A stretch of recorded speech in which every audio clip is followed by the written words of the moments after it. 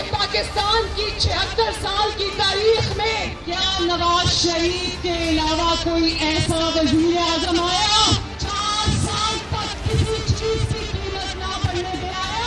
मियां नवाज शरीफ ने आपको IMF से निजात दिलाई और फिर निजात दिलाई, चौथी दफा वजीर आजम बनेगा।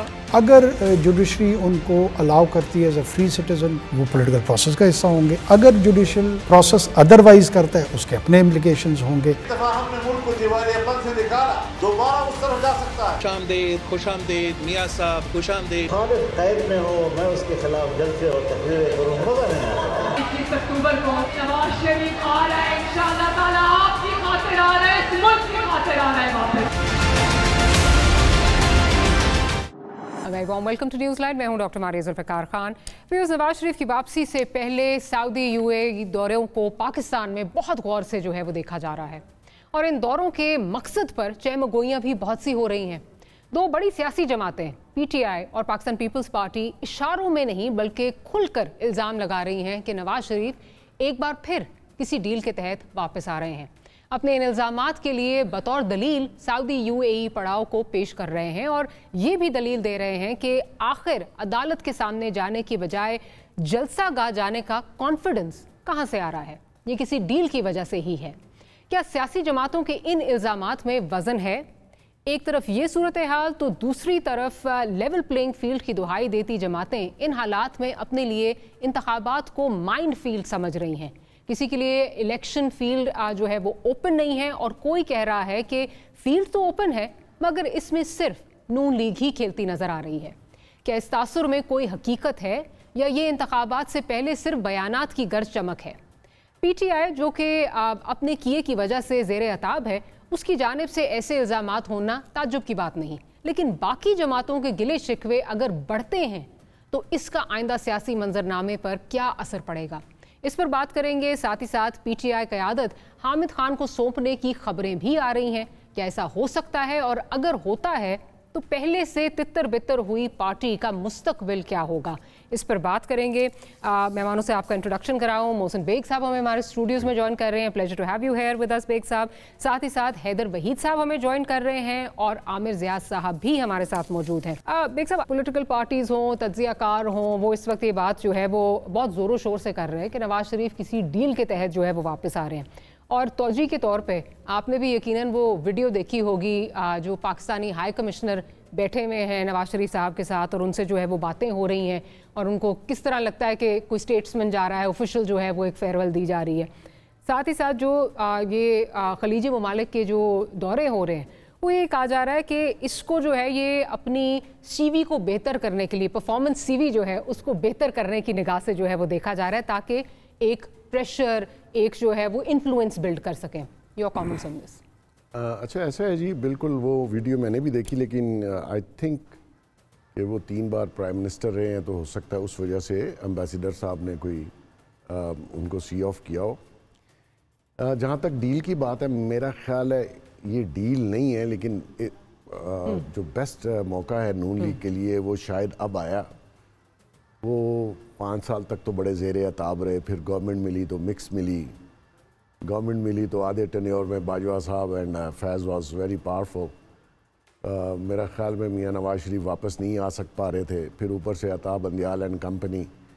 अब क्योंकि वो सारी चीज़ें छट गई हैं, इलेक्शन का माहौल है, 1 वे ट्रैफिक है, PTI पंजाब में नज़र नहीं आ रही या वैसे भी ओवरऑल पाकिस्तान नज़र आने की उसकी जो कोशिश है वो सारी आप, मेरा ख्याल में फ्यूचर में भी ऐसा ही होगा, वो नज़र नहीं आएगी क्योंकि PTI ने सियासत की बजाय दूसरा आज़ादी और हकीकी आज़ादी और मार्च और इनकलाब का रास्ता इख्तियार किया। पॉलिटिक्स में इनकलाब शिनकलाब नहीं होता। तो मेरे ख्याल में नून लीग को लगता ये है कि पंजाब में क्योंकि पीपल्स पार्टी का उस तरीके का वोट बैंक नहीं है और पंजाब में 146 डिस्ट्रिक्ट्स हैं, 146 सीट्स हैं, सॉरी डिस्ट्रिक्ट नहीं, तो उसमें तो अगर वो पहले भी उन्होंने सारी मैनिपुलेशंस और पूरी वर्किंग और हर चीज़ करने के बावजूद भी उन्होंने 85 सीट्स ली थी। तो इस दफ़ा उनको चांस है कि अगर मैदान खाली है और उस तरीके से कोई बंदा पार्टिसिपेट पंजाब में कोई राइवल उस तरीके से मजबूत नहीं है, तो मियाँ साहब को शायद वो कॉन्फिडेंस हो कि मैं आऊँगा और एक भरपूर तरीके से शायद मैं कैंपेन चला चुकूँगा। लेकिन अकेला बंदा तो फिर चलता हुआ दौड़ता हुआ नज़र आता है, चलता हुआ नज़र नहीं आता।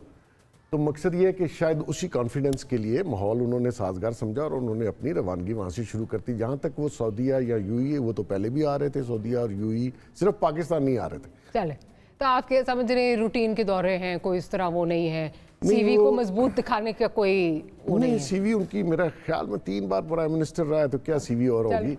लेकिन उमरा के बाद उन्होंने क्योंकि जो जहाज़ चार्टर करवाया है वो यूएई से ही है, तो वहाँ से उनका फाइनल तो वो होता है कि जब जॉब कोई नई निकलती है तो उसमें जो उस वक्त की जो रिक्वायरमेंट्स होती हैं उसके मुताबिक सीवी अगर अपडेटेड हो तो फिर चीज़ें ज़रा मुख्तलिफ हो जाती हैं। सीवी पे नौकरी मिलती नहीं है। ठीक, मैं ज़रा हैदर वहीद साहब की तरफ चलती हूँ। हैदर वहीद साहब, क्या आप मुत्तफिक हैं, जो बेग साहब भी बात कर रहे हैं कि ये दौरे बिल्कुल रूटीन के दौरे हैं और पहले भी जाते रहे हैं, कोई इस तरह नहीं है? वो कहते हैं कि वो मेरी बात से मुत्तफिक नहीं है कि ये कोई परफॉर्मेंस रिफ्लेक्शन जो सीवी पे रिफ्लेक्ट करे, परफॉर्मेंस एबिलिटीज़ को रिफ्लेक्ट करे, उस तरह के दौरे नहीं है, रूटीन के दौरे हैं, पहले भी जाते रहे और कोई उनको इसमें कोई डील या डील वाली जो बात हो रही है वो नज़र नहीं आ रही। देखिए, ये अब तो सीवी का टाइम तो बहुत पहले से ख़त्म हो चुका है। अब तो आई डोंट थिंक कि अभी भी कोई सीवी के थ्रू कुछ मियां साहब किसी तरह से मोहताज हैं।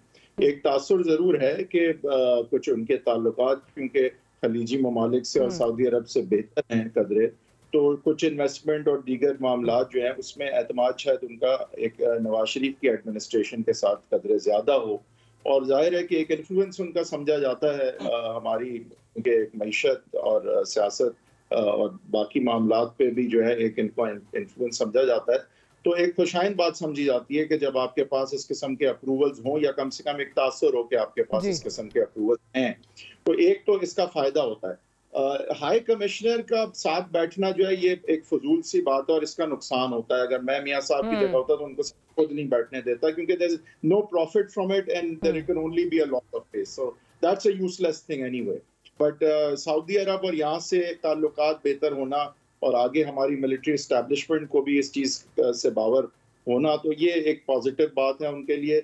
लेकिन बिल आखिर जब वो यहाँ आएंगे तो जाहिर है कि उन्हें एक फील्ड ऐसी मिलेगी जिसमें पलड़े अब बराबर हो चुके हैं। अगर हम 2018 से इसको जोड़ें और मैदान जो है वो कदर खाली भी है, लेकिन साथ साथ एक ऐसी पार्टी है जिसने इस कबूलियत और इस मैदान को खाली करने के लिए कुछ कुर्बानियां भी दी हैं, मकबूलियत की और सियासत की।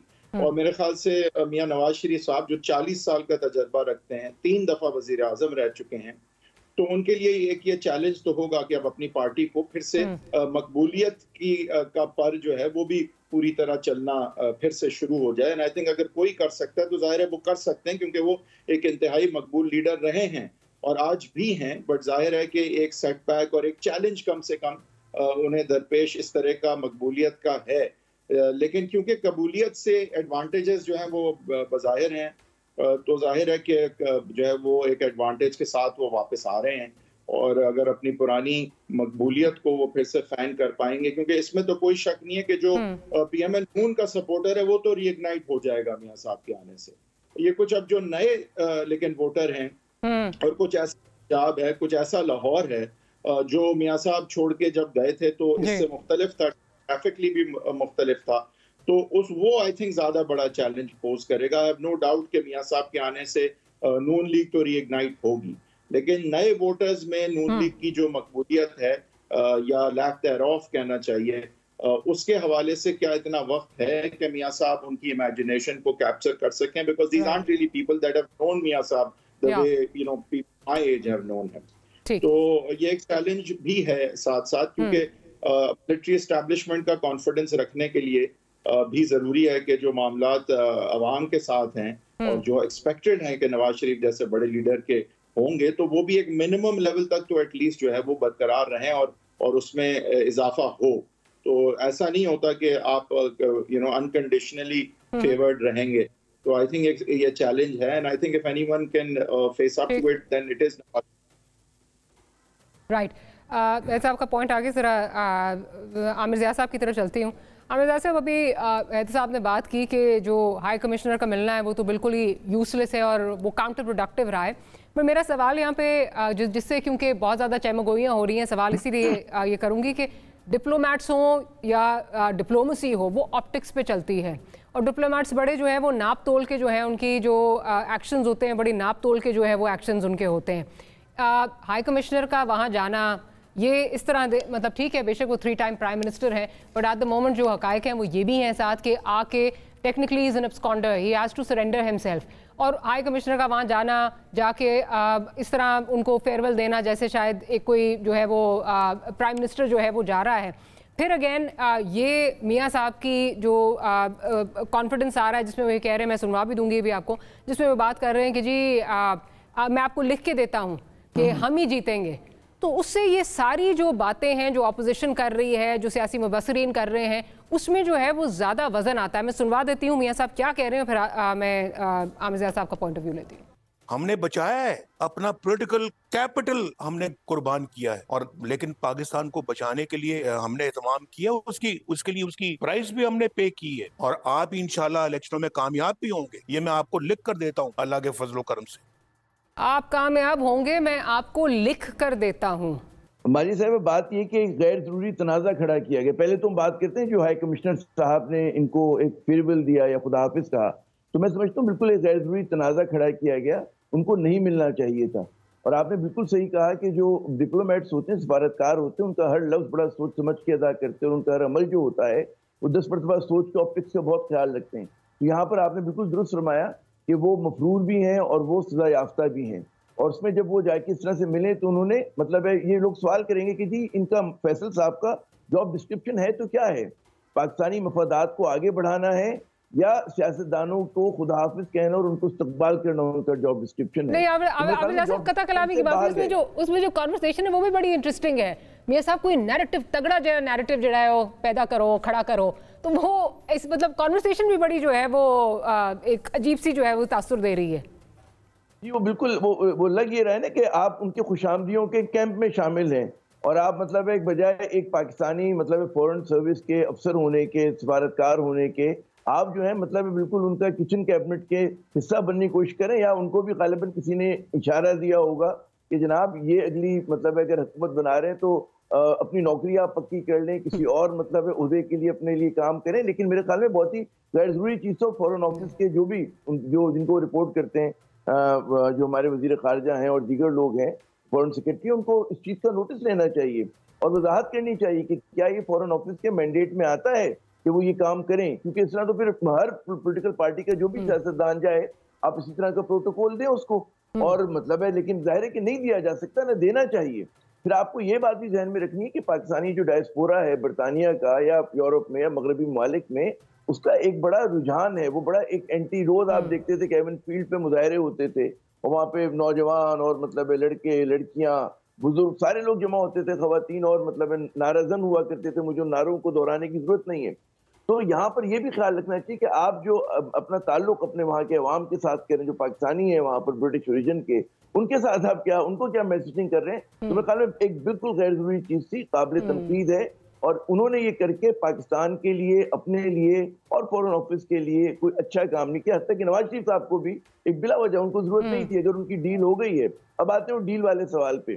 देखिए, नवाज शरीफ साहब जो हैं वो पाकिस्तान के वाहिद सियासतदान हैं कि जो 2-3 बार निज़ाम से टकराए हैं और हर मरतबा इसी निज़ाम से रियायत लेने में कामयाब हुए हैं। ये काम जुल्फ़िकार अली भुट्टो नहीं कर सके, उनकी साहबजादी बेनज़ीर भुट्टो साहिबा नहीं कर सकी, और साबिक़ वज़ीर आज़म जो जेल में इमरान खान साहब वो नहीं कर सके। और फिर उसमें अल्ताफ़ हुसैन भी आते हैं और जो दीगर बहुत सारे लोग आते हैं, मतलब जो लेसन वो हैं, जो वज़ीरा नहीं बने, वज़ीर आज़म नहीं बने, वो भी आते हैं। तो ये वाहिद सियासतदान है, तो कोई ना कोई इनके पास ऐसी गीदड़ सिंगी है कि मजबूर करते हैं कि जनाब मुझसे दोबारा डील की जाए। ये अगर कोई कहे कि जी डील नहीं हुई है तो ये ना समझ में आने वाली बात है, क्योंकि अगर वो इतने यकीन के साथ कह रहे हैं कि जी जेल भी नहीं जाएंगे, लेकिन मुझे हैरत होगी, ये सवाल होगा कि बेल का जो बात की जा रही है, प्रोटेक्टिव बेल की, बेल तो उस वक्त होती है कि जब आप पे इल्ज़ाम हो, जब आप वो हो सजा याफ्ता हो, जो किसी भी बड़े वकील से आप बात कर लें, उसका यही कहना है कि आपको जाकर जनाब सरेंडर करना पड़ेगा, आपको उसी अदालत में पेश होना पड़ेगा, उसके बाद जो भी फिर पूछेंगे ना अभी ये पूछिएगा, तो वो उस चीज के ऊपर मेरे ख्याल में भाम नहीं है। तो ये यकीन जो है बड़ा अजीबोगरीब है। फिर तीसरी बात ये कि ये जो आप फरमा रही, जो आपने भी बताया कि इल्जामात उनके साबिक इत्तेहादी पाकिस्तान पीपल्स पार्टी, तो ये इस बात की निशानदेही करता है कि जो एक रिवायती राइवलरी है पीपल्स पार्टी की और नून लीग की, वो बहाल हो रही है। ये लोग इसलिए करीब आए थे कि पीटीआई मैदान में थी। अब पीटीआई अगर नहीं है, कमजोर हो गई है, तो जाहिर है कि ये अपनी रिवायती खेल की तरफ आएंगे। फिर दूसरी बात ये है कि अगर ये महसूस हो रहा है कि जी विकेट जो है नवाज शरीफ साहब के हक में खोद दी गई है, तो फिर तो जाहिर है कि लोग शोर भी मचाएंगे। फिर एक और बात है कि इंतखाबात के बाद सिर्फ देखिए, इंतखाब होना और इंतखाबात का जीतना काफी नहीं है, इंतखाबात की लेजिटिमेसी भी बहुत जरूरी है। और ये बात भी कि इंतखाबात के बाद क्या ऐसी हुकूमत आएगी कि जो इस्तेकाम ला सके या वो पोलराइजेशन में इजाफा करेगी। तो नवाज शरीफ साहब वो शख्सियत हैं कि मेरे ख्याल में वो पोलराइजेशन में इजाफा करेंगे, क्योंकि नून लीग जो है कौमी जमात के तौर पे, एंटिटी के तौर पे नहीं है। सिंध में इसकी कहते हैं ना कि 0/0 रूट्स हैं। वो 2-4 लोग होते हैं, मतलब है निहाल हाशमी घूम रहे होते हैं, मोहम्मद जुबैर घूम रहे होते हैं, लेकिन उनकी कोई वहां पर जो है कॉन्स्टिट्यूंसी नहीं है उनकी। सिंध का आप मुझसे बेहतर जानती हैं।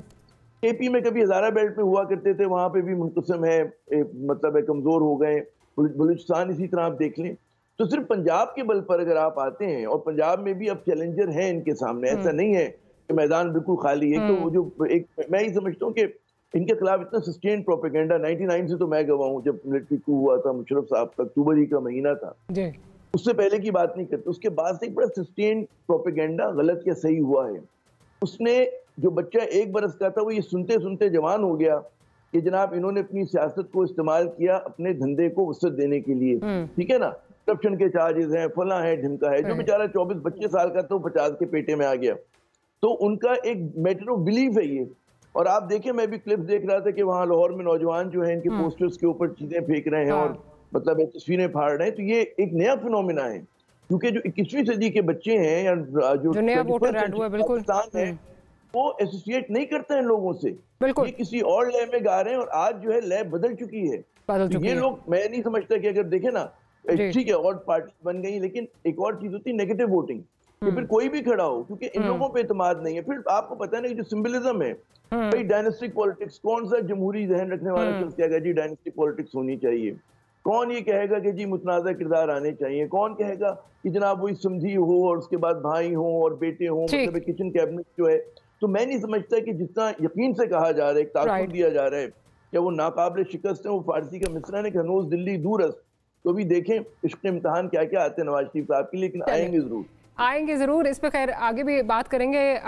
ये सिर्फ पीपल्स पार्टी की तरफ से जो है वो तहफ़्फ़ुज़ात नहीं आ रहे। मौलाना साहब ने कल पेशावर में एक जलसे से खिताब करते हुए उन्होंने भी कुछ इसी तरह की बातें की हैं, वो आगे जाके खैर डिस्कस करेंगे।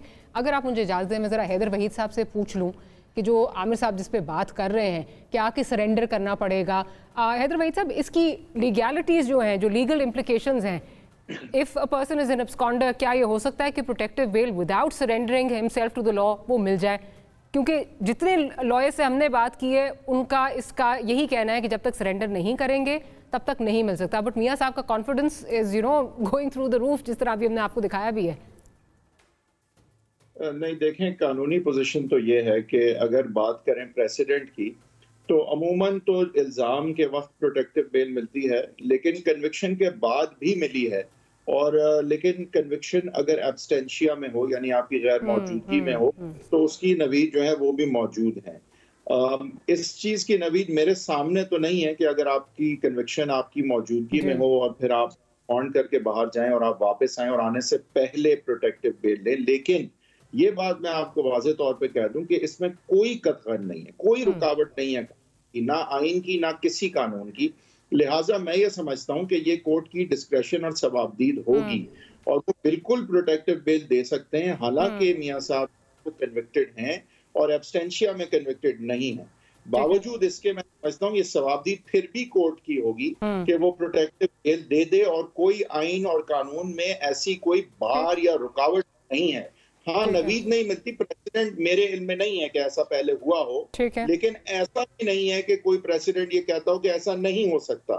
तो लिहाजा अगर आप पूरे माहौल को जांचें और कानून को अपने साथ रखें तो you would have to err on the side of thinking कि उन्हें बिल्कुल मिलेगी protective bail, and I think मिलनी भी चाहिए। अच्छा, हैदर साहब कह रहे हैं प्रेस, आमिर साहब मैं जरा मोहसिन साहब का पॉइंट ऑफ व्यू पर आपकी तरफ आती हूँ। प्रेसिडेंस नहीं है, लेकिन ये कह रहे हैं कि सवाबदीद कोर्ट की है और मिल सकती है और कोई there's nothing to stop it. जी, there's nothing to stop it। Constitutionally कुछ ऐसी चीज़ नहीं है जो इसको रोक सके। लेकिन फिर भी अगर मैं और आप आ रहे होते और इस तरह का केस होता तो हम 10 दफ़ा सोचते कि ये ना हो कि हमें जिस तरह शर्जील मेमन को जो है वो उठा लिया गया था टारमैक से ही, तो कहीं ये हो जाए। मियां साहब इज़ वेरी कॉन्फिडेंट। ये लगता है कि जैसे एक शायद कहीं से उनको अंडरस्टैंडिंग जो है वो मिल चुकी है, जुडिशरी से आई है कि जी आपको नहीं रोका जाएगा। और आपने हालांकि केस इस्लामाबाद का है, वो लैंड लाहौर में कर रहे हैं, कोके भी बातें हो रही हैं, शायद थोड़ी देर के लिए इस्लामाबाद आ सकते हैं, but that confidence is there कि पहले मैं जलसा का जाऊँगा, उसके बाद मैं जो है वो अगले दिन जो है वो कोर्ट जाऊँगा। तो ये क्या तासुर देता है? नहीं, वो लॉ और आपके मेरे लिए है, इन लोगों के लिए तो लॉ नहीं है। ये इन्होंने ठीक कहा, मैं पहले भी कह चुका हूँ कि जिस तरीके से वो अनप्रेसिडेंटेड पहली बार हुआ कि वो जेल से कैद में थे, लंदन इलाज कराने चले गए। यहाँ तो आम कैदी मर जाए उसको लोकल हॉस्पिटल में नहीं भेजते। तो अलमिया यही है इस मुल्क का, जो कि हकीकत है और सबके सामने है।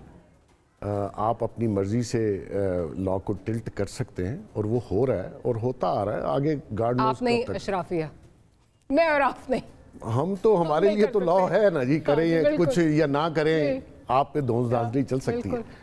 तो मकसद ये है कि मेरे ख्याल में उनकी जो लीगल टीम है उन्होंने शायद कहा है कि आपके आने से पहले प्रोटेक्टिव बेल ले ली जाएगी, हफ्ते ली जाएगी। ये भी हाँ, नहीं इतने पहले तो नहीं लेंगे ना। प्रोटेक्टिव बेल तो मिलती है सिलेंडर करने के लिए हफ्ते में 10 दिन या 15 दिन। मेरा मतलब ये है कि ले ली जाएगी, उनको भी ये कॉन्फिडेंस है कि मिल जाएगी। मैं अगेन वो उसी तरफ वही देखिए, पहली बात तो ये है कि मैं आपको बता दूं, ये जो हमारी माशाल्लाह कोर्ट्स हैं और जिस किस्म के हमारे यहाँ लॉज हैं, कुछ भी हो सकता है, छोड़ दें। ये तो मियां नवाज शरीफ है ना, यहाँ नीचे से भी लोग बड़ी। और फिर दूसरा ये कि उसका कोई क्रिमिनल केस नहीं था। वो कह रहे मफरूर है भाई, वो अदालत से ही गया था ना, वो जेल तोड़ के तो नहीं भागा। और सेकंड चीज़ ये है कि मेडिकल ग्राउंड पे आपने उनको भेज दिया। यहाँ मैं आपको बता रहा हूँ, मैं तो 16 दिन जेल रह के आया, मुझे पता है जेल में क्या हाल होता है। और जेल सिर्फ गरीब और आम आदमी के लिए, अमीर आदमी जिसके पास पैसा उसके लिए जेल नहीं है। वो तो एक समझे 2-3 स्टार होटल है और जहाँ आप रिलैक्स कर सकते हैं। रह की बात, मैं सुन रहा था, देखें डील पाकिस्तान में मुझे वो सियासतदान बता दें जिसे ना कियो और ना करने के लिए तैयार हो। वो तो मिलते सड़कों पे घूम रहे, हमारी डील करवा दो। और देखिए हाई लेवल तो बड़ी दूर की बात है, छोटे मोटे बंदों से भी डील करने के लिए तैयार होते हैं। ये पाकिस्तान में सियासत इसी तरह है और ये इसी तरह रहेगी और इस्टेब्लिशमेंट के गिर्द घूमती है। और ये जो गेट नंबर 4, 5, 6 है ना, इधर तो लाइन लगी है कि हमारी डील करा दो। अगर किसी की कोई कहता है जी मैं मेरिट पे आया हूँ, तो ज़रा मुझे बताएं तो सही। मुझे 38 साल हो गए इस फील्ड में और मैं आपको सारों का हिस्ट्री बता सकता हूँ। हुई होगी डील के बगैर तो कोई आता ही नहीं है।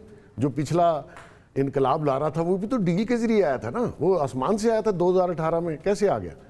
तो यहाँ मैं ये समझता हूँ, देखिए डॉक्टर साहिबा, पाकिस्तान के जो हालात है ना, इसमें पॉलिटिकल स्टेबिलिटी और एक पॉलिटिकल गवर्नमेंट, अगर इस दफ़ा भी आपने चूचू का मुरब्बा बना लिया, अपने हाथ में गेम रखी, जो कि मोस्टली ये लोग रखते हैं, क्योंकि इन्होंने पिछली दफ़ा कहा जी गेम निकल गई थी, हालांकि गेम इनके हाथ में थी। तो वो गेम शेम कोई नहीं है। ये मुल्क बच गया तो गेम रहेगी, मुल्क ना बचा आप देख लीजिए जिनके पास ज़मीन और हालात नहीं थे, फ़लस्तीनियों का क्या हाल कर रहे हैं लोग। तो थोड़ा सा एहतियात करें, ये इलेक्शन को डिले नहीं होना चाहिए, इलेक्शन करवाइए, सबको मौका दें, लेट पीपल डिसाइड। अच्छा, जो मैनिपुलेशन नक्शा बन गया है वो तो बन गया होगा, किसने आना है किसने जाना है, लेकिन उसमें कोई बेहतरी की गुंजाइश करें, इस मुल्क को सरवाइव करने दें। और इस मुल्क का हल पॉलिटिकल गवर्नमेंट है और पॉलिटिकल स्टेबिलिटी है। बिल्कुल, ये अभी आप डॉलर नीचे कर लो, पकड़ लो, धंधा बंद कर दो, ये कर दो, इससे मुल्क नहीं चलेंगे। मुल्क पॉलिटिकल गवर्नमेंट और पॉलिटिकल स्टेबिलिटी से, अगर कोई फॉरेन इन्वेस्टमेंट भी आती है ना तो उसी दौर में आएगी। गवर्नमेंट से कोई फॉरेन इन्वेस्टर नहीं आता, प्राइवेट लोग ही प्राइवेट इन्वेस्टर और पॉलिटिकल गवर्नमेंट के लोगों से बात करते हैं। मैं जरा आमिर ज़िया साहब का कमेंट ले लूं। आमिर साहब, आप कुछ कहना चाह रहे हैं, फिर मुझे ब्रेक पे जाना है जी। तो मैं ये अर्ज कर रहा था मुख्तसरन कि वाहिद हमारा बदकिस्मत मुल्क है, बिल्कुल सही कहा अभी जो हमारे मुझसे पहले के दोस्त हैं कि वाकई इस मुल्क में कानून, जी मुझे बिल्कुल तारुफ की जरूरत नहीं, तो मैं ये कहता कि बदकिस्मती यहाँ पर कि कानून जो है यहाँ पर बिल्कुल एक वो है, जिस तरह चाहे आप उसको अब्यूज करें और इस्तेमाल करें। और वाहिद बदकिस्मत मुल्क के तरीके ढूंढे जाते हैं कि किस तरह से बड़े लोगों को जिन्होंने बदगुमानी की हो, जिन पे इल्जामात हो, उनके हक में उसको मोड़ दिया जाए। और ये हमने बार बार होते हुए देखा है और ये इस चीज़ के इतराफ़ देखिए मोहसिन साहब भी कर रहे थे, और किसी से भी आप बात करके देखें तो आपको ये अंदाज़ा होगा कि फिर तो मतलब लोगों का एतमाद नहीं होगा ना। और उसके ऊपर क्या आप फिर एक मुस्तहकम हुकूमत बना सकते हैं, मुल्क में सियासी इस्तेहकाम लेकर लाया जा सकता है। मेरे ख्याल में पहली शर्त होती है कि उसका मॉरल अथॉरिटी क्या है। और ठीक है, इलेक्टोरल अथॉरिटी तो आप किसी ना किसी तरह दिलवा देंगे, कोई ना कोई गड़बड़ करके, हो सकता है लो टर्न आउट पे जीत जाए, हो सकता है कि मुतनाज़ा तो होगा। जो नजर आ रहा है जो सूरत हाल है कि उनके जो अपने इत्तेहादी पीडीएम के वो शोर मचा रहे हैं, ठीक है ना। तो अब अगर ये सूरत हाल है तो फिर जो हमारा ख्वाब है एक मुस्तहकम पाकिस्तान का, ऐसा पाकिस्तान कि जिसके अंदर सियासी इस्तेहकाम भी हो और एक कोहिजन हो उसके अंदर, वो होता हुआ नजर नहीं आएगा। उसकी वजह ये कि जब आप ऐसे किरदारों को सामने लाएंगे कि जिनका माजी बहुत ज्यादा मुतनाज़ा है और जो सोर्स ऑफ कॉन्फ्लिक्ट और डिवीजन है मुल्क में, तो फिर आप उसके ऊपर तो आप बड़ी इमारत नहीं तामीर कर सकते। आप देखिएगा फिर जूतों में दाल बट रही होगी, फिर हम इसी तरह के प्रोग्राम कर रहे होंगे, क्योंकि इतनी ज्यादा पोलराइजेशन है आपकी सोसाइटी में, वो नवाज शरीफ जैसी शख्सियत उसको दूर नहीं कर सकती। और उसके लिए आपको वही शायद खाकान आए थे ना जब नवाज शरीफ को डिस्क्वालीफाई किया गया था, उनका रिकॉर्ड उस जमाने के लोग भी कहा करते थे, जनरल बाजवा भी कहते थे कि जी वो ज्यादा बेहतर कंडक्ट कर रहे हैं, ज्यादा अच्छी कैबिनेट की मीटिंग करते हैं, ठीक है ना। तो और ऐसे लोग क्यों नहीं आ सकते? नून लीग, अगर भाई नून लीग जीत रही है हम सब तालियां बजाएंगे, लेकिन नून लीग में और भी तो काबिल पढ़े लिखे कोई ईमानदार लोग होंगे ना कि जिनको सामने लाया जाता है। ये जो एक डीएनए को आपने मखसूस कर दिया कि कुछ भी हो जाए और उसके ऊपर आधा पाकिस्तान अगर उसके खिलाफ हो, या चले 49% पाकिस्तान उसके खिलाफ हो, तब भी आपका जो है एक आप उसके अंदर स्टेबिलिटी नहीं ला पाएंगे। तो अगर आप मतलब है एक वो कहते हैं ना ऐसे सियासतदान को जिसको हमारे नजदीक तो उसकी शेल्फ लाइफ पूरी हो सकी, जो काम वो अपने जोबन में नहीं कर सके, अपनी जवानी में नहीं कर सके, मुल्क में इस्तेहकाम का आखिरी नुक्ता, भाई अगर उनके पास ऐसी कोई मतलब जादू की छड़ी है तो उन्होंने अपने भाई को क्यों नहीं बताया 16 माह के अंदर कि आप ये इक़दाम करेंगे तो ठीक हो जाएगा पाकिस्तान? अपने समझी को क्यों नहीं बताया किस तरह फाइनेंस मिनिस्ट्री चला लें? अब वो अगर समझते कि मिडल ईस्ट में बैठकर आज के दौर में जब फलस्तीन की जंग जारी है, कोई उनको लिफ्ट देगा, उनके पास लोगों के पास फुर्सत होगी कि नवाज शरीफ साहब आए हैं जनाब, उनसे कोई वादे किए जाएं, कुछ पाकिस्तान को दौलत दी जाए, तो ऐसा नहीं होगा। वहां पर भी पाकिस्तान को बहुत अच्छी तरह जानते भी हैं और स्टेट को दे सकते हैं वो, लेकिन शख्सियतों को नहीं देंगे। चले, और स्टेट के लिए मतलब छोटी सी Aamir Zia sahab, I am sorry, I will have to interject, एक छोटी सी ब्रेक लेनी है, ब्रेक के बाद हाजिर होते हैं तो गुफ्तगू को यहीं से कंटिन्यू करें।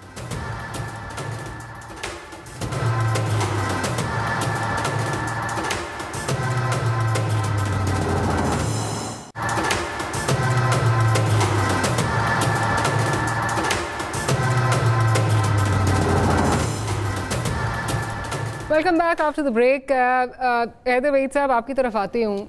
नून लीग आपने देखा जितने ये पिछले 5-6 साल ये कहती रही कि जुडिशल कू हुआ और जुडिशरी ने हमारे साथ बहुत जो है वो ज्यादती की, और अभी भी बंदियाल साहब की वजह से जो है वो नहीं आना चाह रहे थे, उसके बाद जो है ये राय हमवार हो रही हैं। ये एक तासुर मिल रहा है कि शायद कुछ जुडिशरी से भी ठंडी हवाएं जो हैं वो, ठंडी हवाओं के झोंके जो हैं वो जुडिशरी की साइड से भी आ रहे हैं, आना शुरू हो जाएंगे आने वाले दिनों में, जो पेव करेंगे नवाज शरीफ साहब की राहें। देखिए, it will have to be through the judiciary in all likelihood, और उसकी वजह ये है कि अब जब वो अपने बिलफर्ज, क्योंकि अब ये एक जो आसान रास्ता था ये तो इस केस के बाद बंद हो गया। आसान रास्ता यही था कि उनके पैनल केस की अपील होती लार्जर बेंच के सामने और ये मामला जो है वो हफ्ते में बिल्कुल निपट जाते उनके, लेकिन अब वो आसान रास्ता बंद हो गया, और जो कि एक सेटबैक है। ऑफ कोर्स आई मीन आसान रास्ता था, बिल्कुल हो जाता उनका काम, और वो बंद होना obviously is a big setback. लेकिन बहरहाल और रास्ते भी हैं, और दूसरे भी रास्ते जुडिशरी के थ्रू ही जाते हैं। और तो बिलफर्ज वो नॉमिनेशन पेपर्स जब अपने फाइल करेंगे तो हो सकता है कि ये वहां पे कोई एतराज उठाए कि ये इनके जजमेंट है जो कहती है कि ये ताहयात नाअहल हैं, जिसके जवाब में वो कहेंगे कि नहीं, इलेक्शन एक्ट की तरमीम के बाद अब जो है वो तयन कर लिया गया है कि सदाकत और अमानत के म्यार पे ना उतरने पे आर्टिकल 62(1)(f) में 5 साल की जो है इनएलिजिबिलिटी है, और वो साल मेरे पूरे हो गए, लिहाजा मैं अब इनएलिजिबल नहीं हूँ। वहां पे हाई कोर्ट के लेवल तक ये मुमकिन है कि हाई कोर्ट बोले कि भाई ये तो सुप्रीम कोर्ट की क्योंकि जजमेंट है हमारे सामने जो तशरीह करती है आर्टिकल 62 की, तो एक आम कानून साजी को हम इस तरह से उस पे सबकत नहीं देंगे। तो हो सकता है कि फिर ये मामला सुप्रीम कोर्ट तक जाए, और सुप्रीम कोर्ट ने अगर लेकिन लार्जर बेंच बना दी, आई थिंक 7 मेंबर बेंच थी जिसने ये तशरीह की थी कि ये ताहयात होनी चाहिए, तो अगर तो 7 मेंबर बेंच थी तो उससे बड़ी बेंच बनाने के बाद अगर वहां से फिर से असर नौ तशरीह हो जाती है कि नहीं, ताहयात जो है इसका मायने नहीं था आर्टिकल 62(1)(f) का, और इसमें रीड एंड ताहयात नहीं किया जा सकता और 5 साल ही है या जो भी है, तो फिर वो मियां साहब को बिल्कुल रिलीफ मिल जाएगी और कोर्ट से ही मिलेगी। तो इन ऑल लाइकलीहुड आई थिंक कि ये चीज भी अब हो सकती है। और इलेक्शन एक्ट में तरमीम को गालिबन आई थिंक अलहदा से भी अब चैलेंज कर लिया गया है कि ये कानून सानी है या नहीं, in light of the Supreme Court judgment. But I think that again in all likelihood के लार्जर बेंच असर नौ तशरीह करके इसी नतीजे पे आई थिंक लाइकली पहुंचेगा कि ये ताहयात नाअहली ये बिल्कुल फजूल बात है और है भी मेरा। तो लेकिन इसमें वक्त लग सकता है और ये अब रास्ता लंबा है, थोड़ा कदरे लंबा है।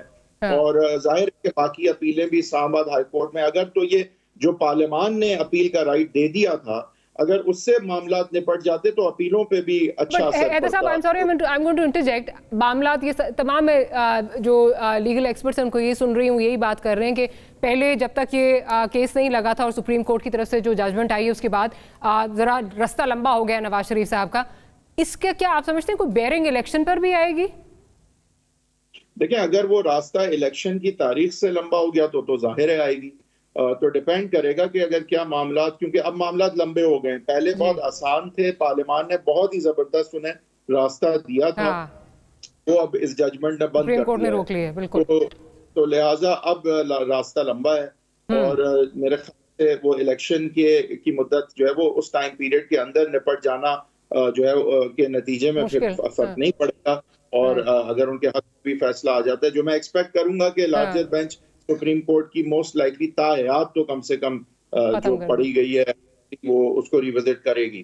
तो मेरे ख्याल से एट सम पॉइंट यहाँ पे रिलीफ मिल सकती है, जिसका अच्छा असर भी पड़ सकता है ना चाहते हुए भी अपीलों पे अल अजीजिया और एवनफील्ड की, जहाँ पहले ही आई थिंक रास्ता कुछ हद तक हमवार है, क्योंकि मरियम नवाज साहिबा क्विट हो चुकी है, वहां से अपील अलाउ हो चुकी है और उसको फिर अपील सुप्रीम कोर्ट में नहीं किया है। तो मेरे ख्याल से रास्ता अब लंबा है और ज्यादा कठिन है पहले से। पहले बहुत आसान था, लेकिन अभी भी रास्ता कठिन हो गया है। लेकिन अभी भी बिल्कुल कठिन हो जाए रास्ता या लंबा हो जाए, इस मुल्क में हमने देखा है कि अगेन बेग साहब और मारिया के केस हों तो शायद देर से लगे, शायद फौरन जल्दी केस लग भी जाए, इसका फैसला भी आ जाए और शायद इलेक्शन भी हो ही जाए। आपको समझ जाना चाहिए, आपको अब ये समझ जाना चाहिए कि हम अपनी बातें जो है वो इसीलिए नहीं करते क्योंकि हमारा कोई वो लेवल नहीं है। बिल्कुल हैदर साहब, मैं और आपकी तो फिर जो है वो कोई कोर्ट में स्टैंडिंग होगी, हम तो we are nowhere to be seen, वो हम उसमें एग्जिस्ट ही नहीं करते इन द लार्जर डायनामिक्स, हम तो कहीं एग्जिस्ट ही नहीं करते, we are very small fish मेरा ख्याल है। हमें भी इंसाफ मिल जाता है, लेकिन कुछ वक्त लगता है यहाँ पे कुछ फास्ट फॉरवर्ड हो जाए तो let's see what happens. Baig sahab कह रहे हैं बड़ी खुशकिस्मत है कि आपको इंसाफ मिल जाता है, हम तो इंसाफ की मुतलाशी हैं। बट बेग साहब, एक तो ये चीज़ हो गई कि चलें जी, वो तो मुझे लगता है ट्राई हमवार हो जाएंगी, लंबा जल्दी जो है वो केस लग भी जाएगा, सब कुछ हो जाएगा। बट कमिंग बैक, अब वापस आ रहे हैं, मीनार पाकिस्तान में जाके जलसा भी करना है। दो चीज़ें, क्या आपको लगता है कि मीनार पाकिस्तान भी कोई लिटमस टेस्ट के तौर पे लिया जाएगा कि कितना भर सकता है, कितनी इसकी जो है वो मकबूलियत है? और फिर दूसरी बात ये जो बहुत बड़ी चीज़ है, जो आमिर साहब भी बात जिसकी तरफ जो इशारा उन्होंने किया है और हैदर साहब भी कह रहे हैं, नैरेटिव क्या देंगे? मतलब नैरेटिव अगर 2013 से 18 आप दें तो वो पिछले साल अप्रैल से पहले तो चलें बिक सकता था, 16 महीने की जो हुकूमत रही उसमें तो नहीं बिकेगा। अब ये नैरेटिव क्या होगा और क्या इनके पास है जिससे वोटर को इंगेज करने की कोशिश? देखें, पाकिस्तान में नैरेटिव कोई भी हो, इलेक्शन दो ही तरीके से लड़ा जाता है। पॉलिटिकल पार्टीज या वो अपनी पिछली चीज़ें बताते हैं कि हम पहले जब थे तो हमने क्या किया, 16 महीने यही थे ना, सुन लीजिए, या वो फ्यूचर के वादे करते हैं कि आएंगे तो हम क्या करेंगे। जो इमरान खान ने एक बयानिया बनाया, मैं ये करूंगा, इस्लाहात, इन्होंने भी था, सुन इनके पास तो फिर कुछ 10-20 चीज़ें होंगी बताने के लिए जो इन्होंने अपने पिछले अदवार में की हैं। तो जहाँ तक नैरेटिव की बात है, वो देखें, नैरेटिव ये नहीं है कि आप हमेशा एस्टेब्लिशमेंट के ख़िलाफ़ जाएं। तो मकसद ये है कि ग्राउंड रियलिटी, किताबी बातें मैंने भी यूनिवर्सिटी से लेके अब तक बड़ी सुनी और की हैं, रियलिटी पे जाएं। रियलिटी यही है जो आपके सामने है। जिया साहब कह रहे थे ऐसा है वैसा है, भाई जिस तरह का बंदा आप चाहते हैं आपको इम्पोर्ट ही करना पड़ेगा, पाकिस्तान में तो नहीं मिलता और सियासतदानों में नहीं मिलता। ये ऐसी हैं जो आपके सामने। आमिर साहब कहते हैं कि मैं इस चीज का जो है वो सपोर्टर हूं कि आम आदमी को जो है वो मिलनी चाहिए। वो खुदा का वास्ता, पाकिस्तान है, को ख्वाब है, ये आम आदमी को कुछ मिल सकता है इस मुल्क में?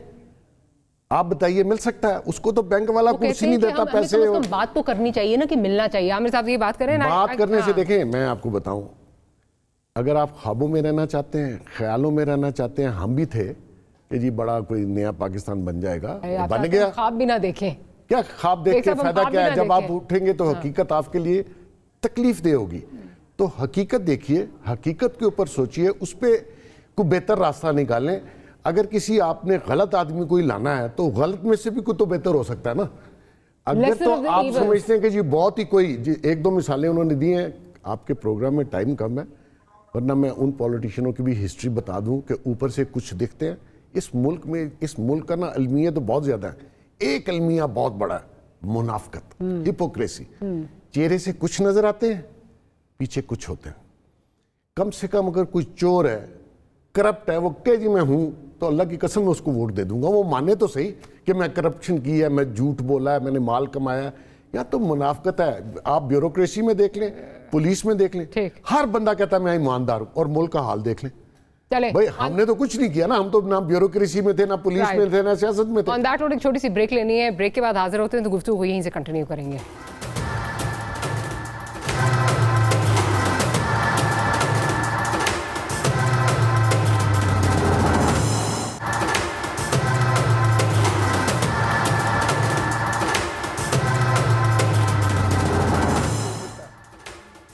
Welcome back after the break. Aamir Zia sahab, एक तरफ डील का परसेप्शन है, दूसरी तरफ पॉलिटिकल पार्टीज कह रही हैं कि हमें जी जो है लेवल प्लेइंग फील्ड जो है वो मिल नहीं रहा। Not just PMLN, Peoples Party, PTI, even Maulana sahab ने अब तो कह दिया, कल उन्होंने एक तकरीब से खिताब किया और हमारे पास जो उन्होंने कहा वो सुनवा देते हैं आपको कि क्या कहा उन्होंने, ज़रा सुन लें फिर आगे चलती हूँ। हम इलेक्शन की तरफ जाना चाहते हैं, लेकिन याद रखें, अगर कोई ये समझता है कि हम इनको हेरा फेरी के साथ पार्लियामेंट से बाहर रख लेंगे, मैं अभी से ऐलान करता हूँ कि तुम हमें पार्लियामेंट से बाहर रखोगे, हम तुम्हें पार्लियामेंट से बाहर, हम तुम्हें पार्लियामेंट से बाहर निकालेंगे। मतलब अगर अभी से जो है ये पोलराइजेशन, ट्रस्ट डेफिसिट यहाँ पर पहुंच गया है तो इस इलेक्शन की क्या क्रेडिबिलिटी होगी? जी, मैंने पहले भी अर्ज किया था कि जो हालात, जिस तरह से इलेक्शन का इनेकाद हो रहा है और एक तासुर मिल रहा है लोगों को, अवाम को मिल रहा है, बड़े बड़े सियासतदानों को मिल रहा है कि किसी के हक में पहले से फैसला कर दिया गया है, उसके नतीजे में मुस्तहकम हुकूमत तो नहीं बनेगी और पाकिस्तान में जो सियासी खलफिशार है वो जारी सारी रहेगा। मुस्लिम एक साहब ने बड़ी अच्छी बात की, वो जो प्रेगमेटिक पॉलिटिक्स के अगर रूह से देखा जाए तो है ना कि जी बहुत सारे अगर बुरे हैं तो जो कम बुरा है, निस्बतन कम बुरा है किसी के नज़दीक। अब मेरे नज़दीक कोई और हो सकता है, मुस्लिम साहब के नज़दीक कोई और होगा, आपके नज़दीक कोई और होगा, तो उसको चुन लिया जाए, उसको इजाज़त दे दी जाए। लेकिन मैं कहूँगा कि यहाँ बिल्कुल प्रैग्मेटिक पॉलिटिक्स के अपने तकाजे, और वो जाहिर है कि जब भी ख्वाबों से टकराती तो अमूमन ख्वाब जो है चिकनाचूर होते हैं, लेकिन दो चार पागल होने चाहिए कि जो वो कहते हैं लाल झंडी लहराते रहें मुख्तलिफ वक्तों के ऊपर, जब उनको मौका मिले कि भाई ये चीज़ दुरुस्त करने की। आप मुझे बताइए कि दुनिया में किसी भी जमहूरियत में अगर एक मरतबा किसी के सियासी कैरियर पे कोई बदनुवानी का दाग लग जाए, मामूली सा या मिसकंडक्ट का लग जाए, उसका सियासी कैरियर तबाह हो जाता है। वहाँ पे आर्टिकल 62-63 नहीं होता, तब भी हो जाता है।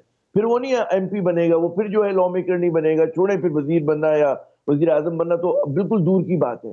हमारा वाहिद बदकिस्मत मुल्क है कि जहां पर आप इस बात के लिए रास्ते तलाश करते हैं कि जनाब ठीक है, माना हुआ है, इसने सब कुछ किया है और उसने मतलब हर चीज दोनों हाथों से खाया, दोनों पैरों से खाया, उसके बावजूद हम रास्ता उसके लिए ढूंढते हैं, निकालते हैं और बड़ा उसके लिए तादीलें पेश की जाती हैं।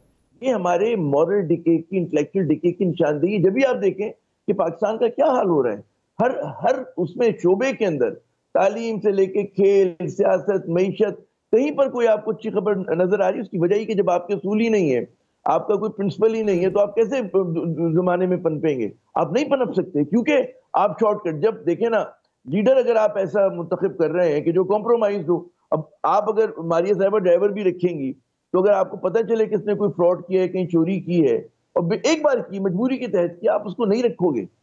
और ये हर आदमी पे इस चीज का इतलाक होता है। कॉर्पोरेट सेक्टर में अगर किसी के ऊपर हो जी वाला आदमी नौकरी से मिसकंडक्ट या इस बात पे निकाला गया कि बदमिजाज है या कोई और उसने किया, उसको दोबारा नहीं मार्केट में रखा जाता। तो हमारी वजीर आजम बनने के लिए कोई शर्त नहीं है, उसके लिए कोई भी आदमी आ सकता है। तो भाई ऐसा नहीं है। फिर दूसरी बात ये कि वो मुशर्रफ साहब बड़ा लोग तनकीद करते हैं, उन्होंने बड़ा अच्छा कहा, तभी 2 बार वजीर आजम बन गए, तीसरी बार होना नहीं चाहिए। लेकिन हमारी जब जमहूरियत असल वाली बहाल हुई तो उसने मतलब उस चीज को स्क्रैप कर दिया।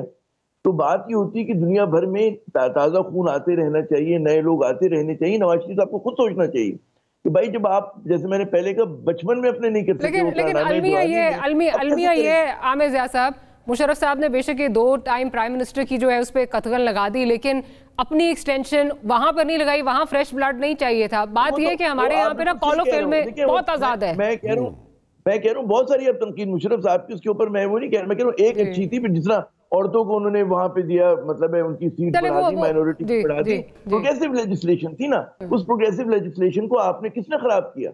वो जो आपका 3rd tier of democracy. Aamir साहब, ये बड़ी लंबी डिबेट हो जाएगी अगर हम इसमें चले गए, तो मेरा ख्याल है ये किसी वक्त मैं और आप ओवर कप ऑफ कॉफी जो है वो कर सकते हैं।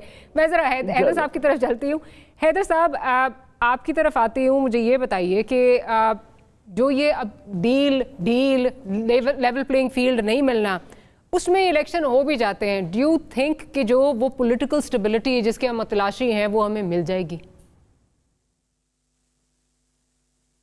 देखिए, पहले तो आमिर ज़िया साहब ने बड़ी इंटरेस्टिंग बात की। आई थिंक मैं इस पे कमेंट जरूर करना चाहूंगा। उनका ये कहना कि हमारा ही मुल्क क्यों है कि जहाँ लोग कन्विक्ट भी हो जाते हैं करप्शन के लिए, लेकिन फिर भी वो फिर से वजीर आजम बन जाते हैं। उसकी वजह यह है कि उनको कभी भी करप्शन के लिए कन्विक्ट नहीं किया जाता, क्योंकि उनको कन्विक्ट और प्रोसिक्यूट कभी भी करप्शन खत्म करने के लिए नहीं किया जाता। इवन जो नवाज शरीफ साहब को नापसंद करते हैं और उन्हें कभी वोट नहीं देंगे, मेरा नहीं ख्याल in their heart of heart वो समझते हैं कि उनके साथ पॉलिटिकल विक्टिमाइजेशन नहीं हुई, चाहे वो खुश हों के हुई हो। लेकिन उन्हें भी पता है, आज जो है वो सुलेमान के वालिद साहब हैं। तो ये एक सिलसिला है कि इस वजह से इस मुल्क में ये होता है कि लोग कन्विक्ट होने के बाद भी वजीर आजम बनते हैं, क्योंकि यहाँ क्राइटेरिया ना कन्विक्शन का करप्शन है और ना वजीर आजम बनने का गवर्नेंस है। तो इस लिहाजा तो हमेशा वो लूप होल दे दिया जाता है कि कभी अगर वापस लाना हुआ तो वो कम से कम आपके पास वो। No, it's not about loophole. It's that people don't believe the conviction. भाई अगर पाकिस्तान के अवाम माने कि वाकई ये चोरी के लिए किसी को कन्विक्ट किया गया, तो शायद उसे वोट ना दें। वो मानते, कौन मानता है कि यहाँ पे एक्चुअली करप्शन खत्म करने के लिए ये सारे विच हंट्स किए जाते हैं सियासतदानों के खिलाफ? सियासतदान लाख बुरे होंगे, बहुत बुरे होंगे और शायद करप्ट भी हों, लेकिन इसलिए नहीं उनके खिलाफ नैब इस्तेमाल की जाती, वो पॉलिटिकल इंजीनियरिंग के लिए इस्तेमाल की जाती है। ये प्रॉब्लम होती है। ये होता है कि लोग कन्विक्ट अलाउ करें, मैं जरा क्विकली बेग साहब का भी कमेंट इस पे ले लूं। I just have to close the programme. Baig sahab, इसी तरह चीजें चलती रही, पॉलिटिकल स्टेबिलिटी आएगी? मौलाना भी रो रहे हैं, बाकी भी जो है वो। नहीं, मैं आपको बता दूं कि पॉलिटिकल स्टेबिलिटी लाना जो है वो सबसे पहले पॉलिटिशियंस का काम है।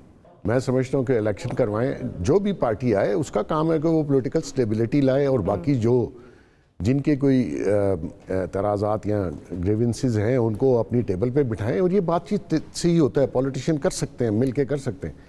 पूरी दुनिया का हाल देख लीजिए, कितनी बार आप जाके भीख मांगेंगे, कितनी बार कोई आपको सपोर्ट करेगा? ये तो आपने अपने पांव पे खुद खड़े होना है, और पॉलिटिकल लोगों ने इसको आगे लेके जाना है। Mohsin Baig sahab, thank you very much for making the time. Haider Waheed sahab और आमिर ज़िया साहब, आपने वक्त दिया प्रोग्राम को, thank you for making time. We will see you next week. Good night and अल्लाह हाफ़िज़।